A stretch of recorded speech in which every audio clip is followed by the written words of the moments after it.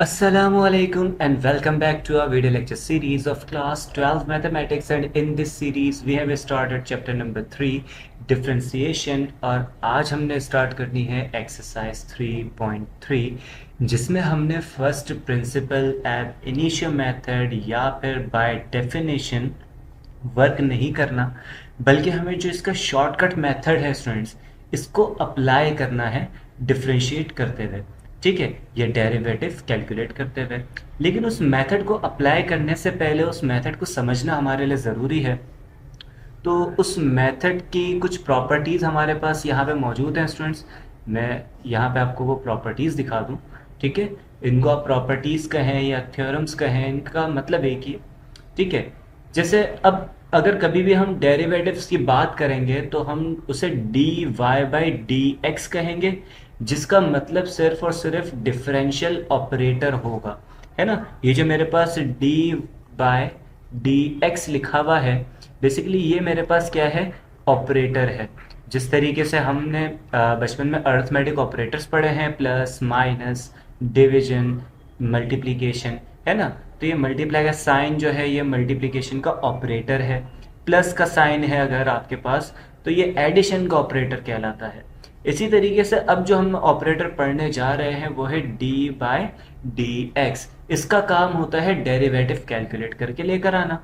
सही है, मतलब जो आपने फर्स्ट प्रिंसिपल वगैरह में काम किया था, अब वही काम यहाँ पे बेसिकली करोगे, लेकिन मोर शॉर्टकट वे में, है ना। जैसे अगर आपके पास x की पावर n है तो अब यहाँ पे आपने इसकी लिमिट वगैरह लेने की कोई ज़रूरत नहीं है, लिमिट कैलकुलेट करने की नीड नहीं है हमें। हम क्या करेंगे, सिंपल, अगर मुझे इसका डेरिवेटिव कैलकुलेट करना है, ठीक है, तो जब ये डिफरेंशियल ऑपरेटर इसके ऊपर अप्लाई होगा तो ये कुछ इस तरीके से लिखा जाएगा। ये जो पावर है ये इसके कोएफिशिएंट में आ जाएगी और पावर में से हम 1 माइनस करेंगे। ठीक है, तो this will become n times x raise to the power n minus 1।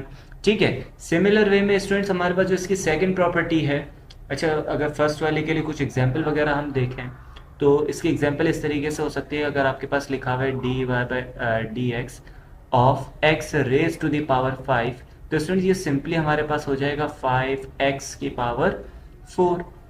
सही है, बिल्कुल इसी तरीके से हमने जो है लास्ट टाइम जो क्वेश्चंस अटेम्प्ट किए थे उनमें से भी मैं एक क्वेश्चन आप लोगों को एक्सप्लेन करके बताऊंगा जब हम इसकी प्रॉपर्टी नंबर 4 तक पहुंचेंगे।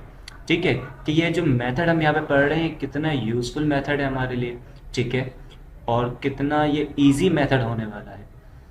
सही है, तो पहले सेकंड और थर्ड प्रॉपर्टीज को हम देख लेते हैं स्टूडेंट्स। सेकंड प्रॉपर्टी में हमसे कह रहा है कि अगर आपके पास कोई कांस्टेंट वैल्यू है ना, सी आपके पास क्या है, कांस्टेंट है, ठीक है, और इसका डेरिवेटिव आप कैलकुलेट कर रहे हो। डेरिवेटिव का मतलब होता है चेंज फाइंड आउट करना। तो भाई अगर ये वैल्यू कांस्टेंट है तो इसमें कोई ना कोई चेंज नहीं होगा। सही है, इसमें कोई भी वैल्यू चेंज नहीं हो रही होगी, तो ऑब्वियस सी बात है इसका डेरिवेटिव हमारे पास क्या आएगा, जीरो आ जाएगा, है ना। क्यों इसका डेरिवेटिव जीरो आ रहा है, क्योंकि इसके अंदर कोई चेंज नहीं आ सकता। ये कैसी क्वांटिटी हमारी, कांस्टेंट क्वांटिटी है। क्लियर है। सिमिलर वे में अगर आपके पास जो प्रॉपर्टी नंबर 3 गिवन है, इसमें एक कांस्टेंट मल्टीपल है हमारे पास x raise to the power n के पास, तो हम क्या कर सकते हैं, जब हम डेरिवेटिव अप्लाई करेंगे तो हम इस कांस्टेंट को बाहर कर देंगे। ठीक है, और ये जो डेरिवेटिव है ये x की पावर n पे अप्लाई हो जाएगा। तो हम जानते हैं x की पावर n का डेरिवेटिव होता है n times x raise to the power n minus 1, है ना। तो वही चीज़ यहाँ पे अप्लाई कर दी जाएगी। ठीक है, फिर आपके पास यहाँ पे प्रॉपर्टी नंबर 4 है which is D by D X of A x plus B raise to the power N, जहाँ पे ये a और b हमारे पास क्या आ रहे हैं, ये कुछ कांस्टेंट वैल्यूज हैं। ठीक है, तो अगर इसका डेरिवेटिव कैलकुलेट करेंगे तो स्टूडेंट्स ये n पहले तो बाहर आएगा, ठीक है, इस पे अप्लाई हुआ है अभी ये फिलहाल, तो n हमारे पास एज अ कांस्टेंट मल्टीपल आ गया, a x plus B raise to the power n minus 1। और फिर हमने डेरिवेटिव अगेन कैलकुलेट करना है किसका, जो ब्रैकेट के अंदर वैल्यू गिवन है, विदाउट इट्स पावर। ठीक है, और ये दोनों आपस में क्या होंगे स्टूडेंट्स, ये मल्टीप्लाई हो जाएंगे। क्लियर है, तो आई गेस ये फोर्थ प्रॉपर्टी तक हम फिलहाल रख रहे हैं। सही है, और इसका एक एग्जाम्पल क्वेश्चन हम यहाँ से देख लेते हैं। मैं अभी इन क्वेश्चंस की तरफ नहीं आ रहा, जो हमने लास्ट टाइम 3.2 के क्वेश्चंस हमने अटेम्प्ट किए थे, मैं उन क्वेश्चंस की तरफ मूव कर रहा हूँ। ठीक है, ताकि आपको ये बता सकूँ कि स्टूडेंट्स ये मेथड हमारे पास कितना यूजफुल मेथड होने वाला है। ठीक है, आप लोगों को याद होगा हमने ये क्वेश्चन नंबर 2 के क्वेश्चंस अटेम्प्ट किए थे। तो क्वेश्चन नंबर 2 का सेकंड पार्ट अगर हम देखें, जहाँ पे लिखा हुआ है 2x minus one raise to the power minus one upon two. ठीक है, तो इसे मैं यहाँ पे लिख रहा हूँ और इतनी सी ही जगह के अंदर मैं इसे सॉल्व करके बताऊंगा। सही है, तो यहाँ पे आ जाता है, हमने कहा d by D X two X minus one raise to the power minus one upon two. Check कर लेते हैं, यही थी। अच्छा भाई, 2x minus one raise to the power minus one over two. Students अब ये वाला रूल इस पर अप्लाई करें तो देखिए n की जगह माइनस का वन अपॉन टू है, तो ये हो जाएगा माइनस का वन अपॉन टू। ठीक है, और 2x माइनस वन की power minus one upon to, minus का वन भी आना है तो माइनस वन आ जाएगा। और फिर अगेन डेरिवेटिव कैलकुलेट करेंगे किसका, 2x माइनस वन का। ठीक है, तो स्टूडेंट्स ये हो जाएगा माइनस का one over two, 2x minus one की पावर माइनस, अच्छा ये हमारे पास जो है एलसीएम गेट करोगे तो स्टूडेंट्स यहाँ पे हमारे पास 2 को मल्टीप्लाई करना पड़ेगा, तो this will B minus three upon to. सही है ना, ये माइनस का थ्री अपॉन टू आ जाएगा। इसका डेरिवेटिव कैलकुलेट करें तो स्टूडेंट्स इसके डेरिवेटिव में हमें 2x का अगर डेरिवेटिव गेट करें तो वो आ जाएगा सिंपल 2, क्योंकि x की पावर क्या है हमारे पास 1 है ना। यहाँ पे मैं करके बता दूँ इसको, तो डेरिवेटिव ऑफ 2x, x की पावर 1 है आपके पास, तो ये सिंपली हमारे पास हो जाएगा 2 एज इट इज़। और x का डेरिवेटिव होगा स्टूडेंट्स 1 टाइम्स x की पावर 1 माइनस वन। हम जानते हैं ये 1 माइनस वन ज़ीरो होगा, तो ये हो जाएगा 1 इंटू एक्स की पावर ज़ीरो, मतलब 2 इंटू वन, तो सिंपल 2 आएगा। ठीक है, तो इस पूरी की जगह तो मेरे पास 2 आ गया। फिर ये माइनस का 1 है और 1 एक कांस्टेंट है, कांस्टेंट का डेरिवेटिव 0 होता है, तो ये माइनस का 0। सही है, तो यहाँ पे सिंपल 2 बचेगा। इस 2 को अगर मैं सिर्फ इस तरीके से भी लिख दूं तो भी कोई मसला नहीं है, मतलब ये 2 और ये 2 आपस में कैंसिल आउट हो गए, तो आपके पास फाइनल आंसर आ गया माइनस का 1। तो अभी ना भी लिखे तो भी मसला नहीं है, minus 2x minus one raise to the power minus three upon two. और जाके अगर आप मेरी वीडियो को दोबारा देखें, ठीक है, जो मैंने प्रीवियस वीडियो जिसमें ये क्वेश्चन सॉल्व करवाया था, तो उसमें फर्स्ट प्रिंसिपल के मेथड से यही आंसर आ रहा है। ठीक है, और हमने इस मेथड को, शॉर्टकट मेथड को अप्लाई करके देखा तो भी हमारे पास यही वैल्यू आ रही है। तो भाई अब हमारे पास जो बाकी की प्रॉपर्टीज़ हैं उन्हें भी एक नज़र देख लेते हैं, फिर हम हमारी एक्सरसाइज 3.3 की तरफ मूव करेंगे। स्टूडेंट्स प्रॉपर्टी नंबर 5 बहुत ज़्यादा यूज़ होने वाली प्रॉपर्टी होगी हमारे पास, इसे हम प्रोडक्ट रूल भी कहते हैं। ठीक है, क्या कहता है कि अगर आपके पास दो फंक्शंस हैं u और v और ये दोनों आपस में मल्टीप्लाई हो रहे हैं, ठीक है ना, तो अगर इन दोनों के प्रोडक्ट पे अगर आप डेरिवेटिव अप्लाई करेंगे तो ये कुछ इस तरीके से अप्लाई होगा कि v एज इट इज आएगा, मतलब सेकंड फंक्शन जो है आपका वो एज इट इज आएगा, और डेरिवेटिव आपने कैलकुलेट करना है u का। अब डेरिवेटिव u का कैसे कैलकुलेट करेंगे, तो भाई ऊपर आपके पास वो सारे मेथड्स गिवन हैं, हो सकता है वो इस तरीके का फंक्शन हो x की पावर n का, तो ये रूल अप्लाई हो जाएगा। हो सकता है वो हमारे पास इस तरीके का फंक्शन हो सकता है एक कांस्टेंट फंक्शन हो, या फिर हो सकता है वो हमारे पास ब्रैकेट के अंदर कोई वैल्यू गिवन हो जिसके ऊपर पावर n आ रही हो। ठीक है, तो कुछ भी वैल्यू हो सकती है, जो भी वैल्यू होगी वो इन चारों में से ही कोई एक होगी, है ना। इन चारों के अलावा फिलहाल हम किसी पांचवी वैल्यू को कंसिडर नहीं कर रहे हैं। ठीक है, तो यहाँ पे जो भी वैल्यू होगी हमें उसके ऊपर डेरिवेटिव अप्लाई कर देना है। ठीक है, फिर यहाँ पे प्लस करेंगे u एज इट इज और v का डेरिवेटिव कैलकुलेट करेंगे। अगेन v हमारे पास इन चारों में से कोई भी एक तरीके का होगा। ठीक है, अभी हो सकता है कि ये सारी चीज़ें जो हैं वो इतनी ज़्यादा बेहतर तरीके से समझ में ना आ रही हूँ, लेकिन जब हम इनके क्वेश्चंस अप्लाई करेंगे, क्वेश्चंस पे जब इनको अप्लाई करके देखेंगे तो ये बहुत ईजी होने वाला है स्टूडेंट्स। ठीक है, अभी तो ये ऑब्वियस सी बात है, बिल्कुल हमारे लिए स्टार्टिंग है। ठीक है, हम कोई क्वेश्चन इसके रिलेटेड अभी अटैम्प्ट नहीं कर रहे। ठीक है, जैसे इनकी प्रॉपर्टीज़ को ही देखा जा रहा है, तो थोड़ा मसला आ सकता है, लेकिन आप नेक्स्ट वीडियो मेरी लाजमी देखिएगा जिनमें मैंने एक्सरसाइज 3.3 क्वेश्चन नंबर 2 को सॉल्व करवाया है। ठीक है, अच्छा जी, इसकी प्रॉपर्टी नंबर 6 पे आए तो प्रॉपर्टी नंबर 6 भी काफ़ी यूज़ होने वाली प्रॉपर्टी है, जिसको हम कोशेंट रूल भी कहते हैं। इसमें क्या होगा स्टूडेंट्स, इसमें हमारे पास u और v दो फंक्शंस डिवाइड हो रहे होंगे, और जब इन पे डेरिवेटिव अप्लाई करेंगे तो तकरीबन चीज़ें तो देखें प्रोडक्ट रूल की तरह ही हैं, बस यहाँ पे बीच में साइन माइनस की आएगी और एक डिनोमिनेटर आ जाएगा सेकंड फंक्शन के स्क्वायर का। ठीक है, मतलब v है सेकंड फंक्शन, तो डिनोमिनेटर में v स्क्वायर हमें लाजमी मेंशन करना है। ठीक है, तो आई गेस ये 6 प्रॉपर्टीज हम यहाँ पे रखते हैं और मूव करते हैं हमारी एक्सरसाइज 3.3 की तरफ।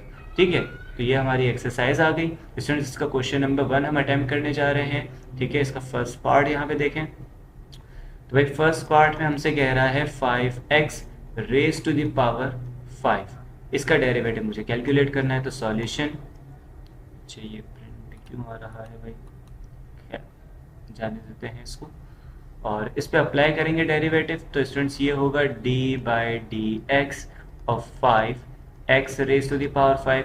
स्टूडेंट्स ये कांस्टेंट इससे मल्टीप्लाई हो रहा है, मतलब कांस्टेंट को मैं बाहर निकाल सकता हूँ और डेरिवेटिव अप्लाई हो जाएगा x raise to the power 5 पे।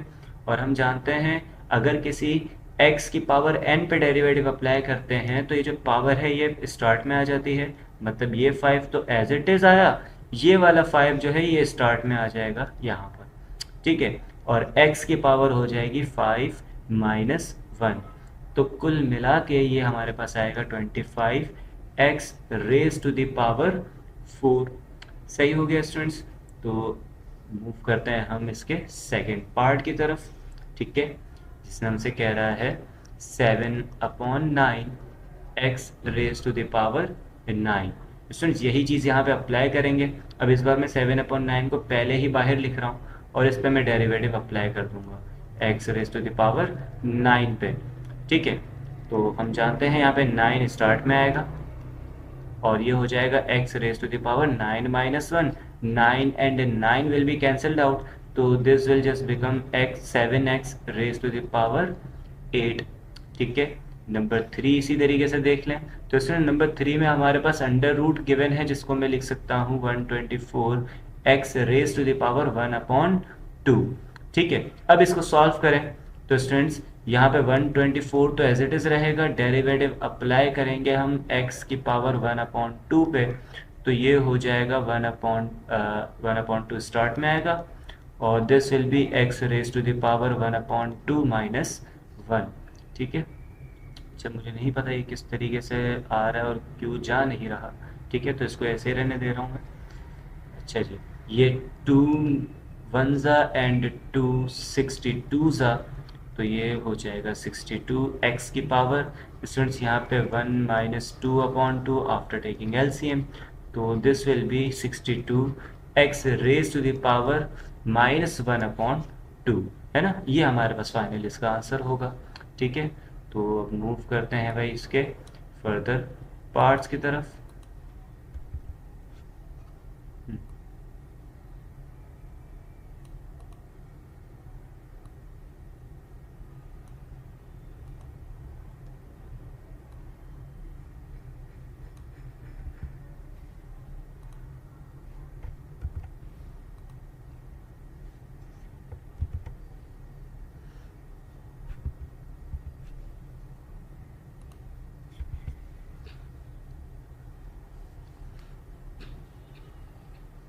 अच्छा नंबर 3 मुझसे रह गया है ना, तो नंबर 3 वाला देख लेते हैं, -25x raise to the power -3/5।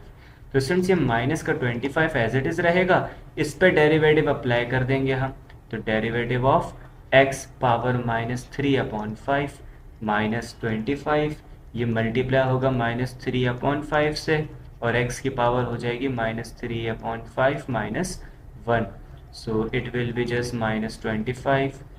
अच्छा जी, मैं इसको कैंसिल आउट डायरेक्टली यहीं पे कर देता हूँ, तो 5 1 ज़ा एंड 5 5 ज़ा, तो ये हो जाएगा माइनस माइनस प्लस एंड 5 3 ज़ा 15।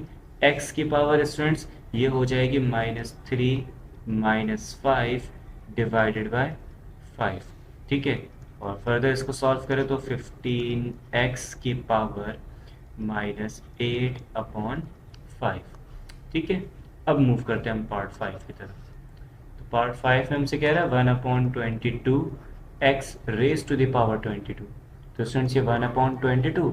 अब मैं थोड़ा मज़ीद डायरेक्ट काम करूँगा, मैं डेरिवेटिव वगैरह नहीं लिख रहा, मैं डायरेक्टली इस 22 को यहाँ पे लेकर आ रहा हूँ और x की पावर हो जाएगी 22 माइनस 1, कैंसल आउट, तो this will be just x power 21।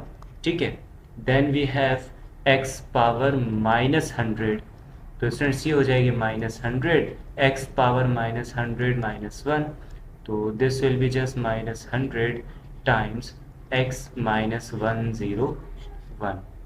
ठीक हो गया स्टूडेंट्स।